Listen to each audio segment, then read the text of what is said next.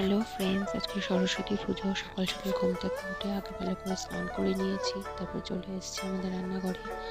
আগে ফার্স্টে মেয়ের খাবারটা বানিয়ে নিলাম। বাইরে দেখছি কি বৃষ্টি হয়েছে আজকে, রাস্তাটা পুরো ভেজা। আর আমাদের ওই যে প্যান্ডেলটা দেখছেন, ওইখানে পাড়ার পুজো হচ্ছে, সবাই মিলে পুজোটা করছে, সরস্বতী পুজো। আর এইগুলো সব পুজো যোগাযন্ত্র আগের দিন রাতে সব কাটাকুটি করে রেখেছি।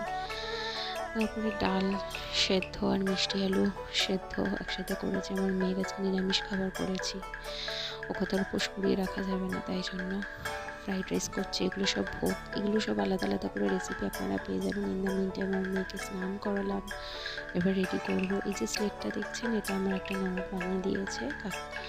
আমার খুশ আমার মেজো কাকা শ্বশুরের মেয়ে হয়। আর যেই যে কুলের চাটনি বানাচ্ছি, সবই একসাথে করছে।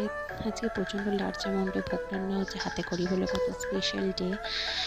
তো 3 কেজি চালে ফ্রাইড রাইস হচ্ছে, 3 কেজি আলুর দম হচ্ছে, আর পনির হচ্ছে, কুলের চাটনি। এই যে আমাদের মিষ্টি সরস্বতী। আবার চলে এলাম মেয়েকে রেডি করার জন্য। সমস্ত গয়নাগাটি বের করে এবার আমার মেয়েটাকে রেডি করে দেবো, সুন্দর করে সাজিয়ে দেবো। হাতে করি বলে কথা, special day. Bye, next blog আসছে।